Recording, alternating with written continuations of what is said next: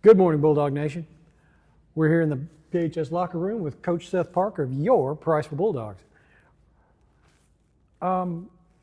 Last week, the Bulldogs showed some great resilience, bouncing back from a loss with a big win over Lawrence County. Defense played well. Offense, I thought, was very opportunistic. Your big-time players made big-time plays. Am I missing anything there? No, I mean, I think you're spot on. I thought defensively, we kind of were resilient in the kind of the tricks and some of the gimmicks they threw at us early, and kudos to them for doing that. It certainly, in the first half kind of, changed the game, gave them a chance early on. And, I was proud of our kids for kind of settling in because it wasn't just trick plays. Some of those were really well-designed plays that, they executed at a high level. And so, like the first play, for a running back to be able to throw a ball like that, and they executed it well. And so again, I was disappointed early on. I felt like we were a little shaky with it, and then the kids kind of leveled up, and we were able to kind of focus on the important part and get the stops when needed and bend, not break. And then offensively, I thought we were very efficient. I think we we scored every time we touched it, and that was good. I think we got to be a little bit better in the kicking game, more consistent. But, overall I was pleased with it. It was good to bounce back, get back in the win column, and have a little momentum going into really what the teeth of our schedule, which is right here at the end, and then obviously going into the playoffs. Yeah. Lawrence County, very young, all over the field. Offensive and defensive line, though, however, was mostly all upperclassmen. They were big, experienced. Pair that with a talented running back, and that gave us some problems. Yeah, man. Listen, their running back is as good as anybody we have seen all year, and I mean that. I know obviously, he doesn't have the accolades that Jake Harper does up to this point, but I see him in a few years. Exactly, man. I see that kid in a few years being kind of in that same boat. I think he is a legitimate, high-level running back in this state, and somebody that, if he keeps progressing the way he does, or the way he is, I fully expect to see him playing on TV on Saturdays. He's a really good player, physical. Our kids talked about it after the game, like, man, how much that kid weigh? He's a freshman. It felt like every time he tackled him, he's falling forward. And so kudos to him, kudos to our coaching staff that does a great job with him and their offensive line.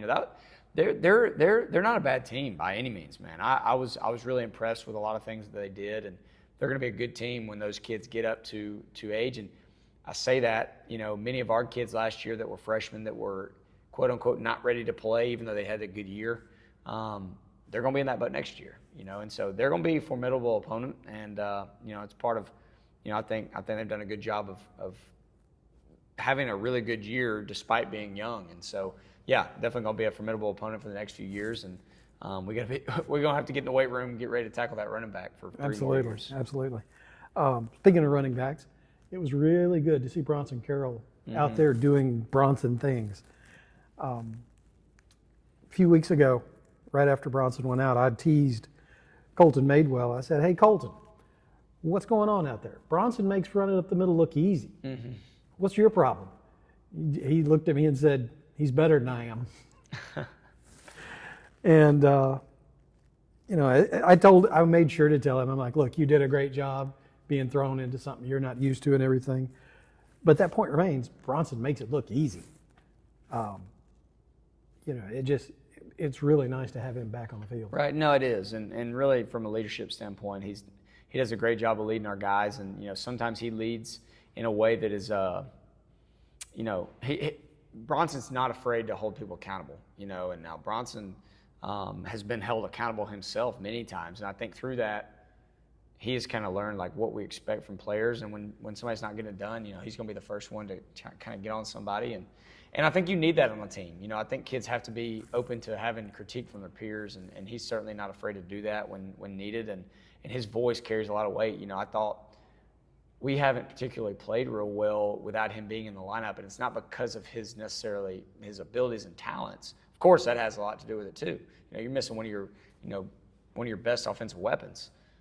But at the same time, too, I think just his presence, being able to play and contribute on both sides of the ball is huge for us. And it was good to have him back. But to your point, I really feel like we have 3 capable starting running backs between Absolutely. Bronson, Colton, and Xavion. I mean, I really do. I feel like any of the 3 we give the ball to, I feel great about their chances to score and rack up yards. They've all got different styles, and obviously, you know, with Bronson being our lead back this year as a senior, we've kind of built it around his style, what we're going to run, generically the more stuff of.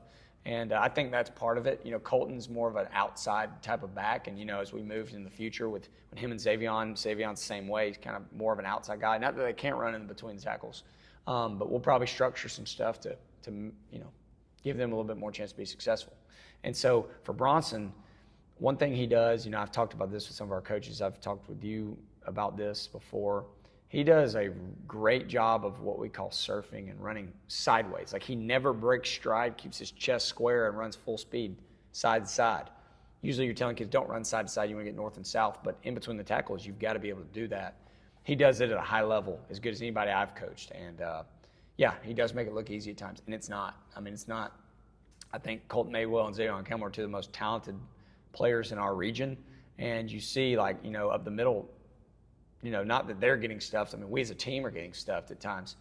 Bronson's in there. Sometimes he makes things right when they're wrong. And, you know, that's what good players do. I fully expect Colton and Xavion to do that over the next few years as well when it's simply their show. But, yeah, love having Bronson back. He's our guy. And I'm happy for him as a kid, you know. Nothing worse than having your senior season cut short.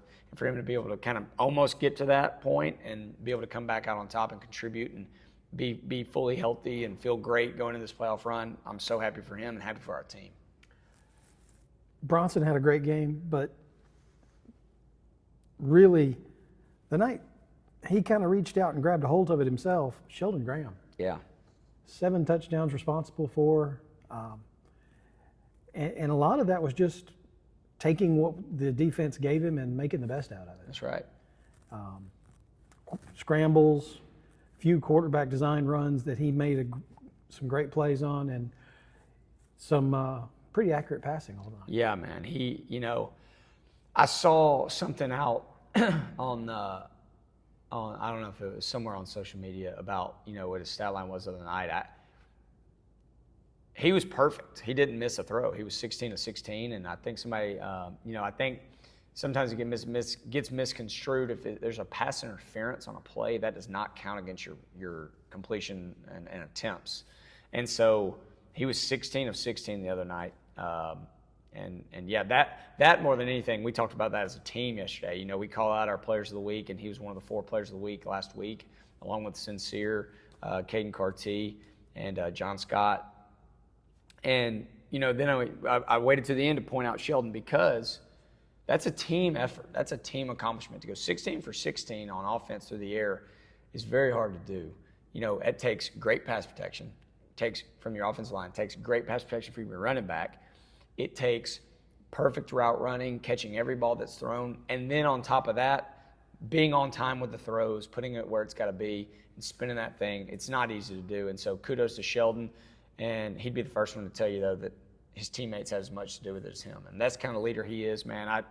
I'm really proud of that kid to step up and do some things he's done for us this year. You know, he's never played safety until like last year at the very end of the season. And, you know, stepped in doing that, playing quarterback. You know, Jack Eubanks does the same thing. It's not easy to do. And plus being, you know, both those guys being willing runners, being able to, you know, I'll tell, you know, Sheldon's story, he's kind of grown up playing more of spread offense quarterback. And so for us to come out here and ask him to run the triple option and do it at the, you know, the efficiency he's done it, man, I'm really proud of him. And I felt like all season that night was coming for him. And it was great for it to happen on senior night. I'm thrilled for him. And yeah, 7 touchdowns is not easy. But like I said, he'd want me to tell everybody that 16 of 16 has a lot to do with him, but it has even more to do with his teammates and a team accomplishment. So happy for them, and happy for our team, really happy for Sheldon. He deserves all the success that comes his way. Works really hard and always has. And so really proud of him and happy for our kids. Yeah, the protection that he had when he did make the throws, and the catches that some of those guys made, and the runs after catch, you know, that all of it combined, it was just a great night all together. It was something we needed, and hopefully we can carry that momentum into these last few weeks. One region game left. The winner locks up the 2 seed, gets that home playoff game. Yeah. What's a quick rundown on Russellville's identity? Yeah, I mean, they're a really good team. I mean, you guys know Russellville's a traditional powerhouse and have always won football games at a high rate, and the same thing's still true. You know, they've got a you know, in my mind, I'm going to say I think the quarterback we're facing this week is the best all-around quarterback we've seen all year. He's a little undersized, but that doesn't matter. He can run it. He can throw it. He runs RPOs. He makes great decisions. He's accurate. He's on time. He's got a strong arm. And he's a coach's son. And so he's a really good player. We got to be able to hopefully, you know, disrupt him at times. And they've got a back that can go. I mean, he ran for a bunch of yards on us last year. They've got good skill players around him defensively. They fly to the ball. Their 2 linebackers, number 10 and 31, are all over the place. They've got good defensive backs and play a good the way they play up front, they do their job well. They got some strong guys that kind of play in certain techniques that can give you some trouble. And, yeah, I mean, they're an all-around team. There's a reason they're playing us for a chance to host a playoff game and potentially make a run. And, you know, I think it's 2 evenly matched teams that, you know, it's going to come down to execution and physicality. And really, at this point, that's how every game's going to be. You know, of course, we have them. We have Arab, who's also a playoff team from Region 8. And then, of course, whoever we play in the playoffs, it's a playoff team. You know, so every team we play from here on out is a playoff caliber team and going to be really good. And but, you know, I think we're pretty dang good too. So we've got to go out and execute and be physical and play Priceville Bulldog at its highest level. But Russell certainly presents a challenge, and you know, it's an awesome venue. I'm excited for our players to get to play in this type of game. And like we said all year, every game, it's like the stakes just getting bigger and bigger and bigger. And so we played in a couple of big games this year and hopefully can come out on top on this one. Yeah, you talk about, you know, we've played in several big games and everything. So at this point in the season, you would expect the players understand the assignment. Right. They know what's coming. They know what's expected. How has the game prep this week been as good as you expect and would hope for? Absolutely. Absolutely. You know, with this week, with our volleyball team playing in regionals and our kids being able to go to that and, you know, just a few things here and there, it's kind of caused us to have a little disruption in our schedule. Nothing negative, just a change. You know, we've had to have a little bit more practice time on one day and take a little bit off of another day so that we're able to get everything in, allow kids to go. And like this morning, we had a morning practice. We rarely do that. But, man, it went great. You know, I think Monday, Tuesday, Wednesday, collectively, it's been, you know, one of the best weeks we've had. And, you know, I think we talk about it all the time. You know, you've got to earn the right to win through the week of practice. Doesn't mean you're always going to win, but if you don't earn the right to win, you're certainly not going to. And I do think we've earned the right to win our first 3 days of practice. Tomorrow's got to be a great walkthrough, and we've got to be great. But I think our kids, mentality-wise, they understand what's at stake every week from here on out. I've kind of mentioned it all year. I think we've got a mature team. And, yeah, they understand what the assignment is. They understand where we stand and what's at stake. And, yeah, that's what you want in a senior-led team. And we've had a great week of practice, just as I'm sure Russellville would say they've had a great week of practice too. So it's going to come down to, again, Friday night, who's ready to go, who's going to execute, be more physical, and you know, establish their will. Yeah, definitely. I want to talk about the crowd last Friday night. You know, we've had great crowds all season. Mm-hmm. Just the bleachers are full and everything, but I think the crowd kicked it up another level this past week. Mm-hmm. That was the first time this season I've felt the press box vibrate. Right. Especially on 3rd down and 4th down, everything. The crowd got loud. And I was very, very proud of Bulldog Nation and how loud they got on those big plays and everything. And there's the challenge, Bulldog Nation. Got 2 games left. It doesn't get any bigger than this week. We need you in Russellville being just as loud and just as rowdy. Show them what Priceville's all about. That's right. We got to. Hey, it's a big stadium.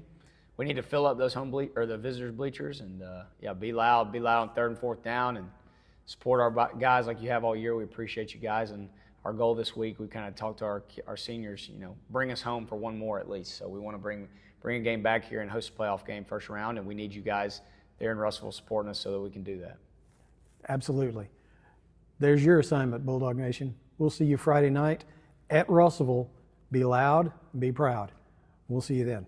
Go Bulldogs. Go Bulldogs.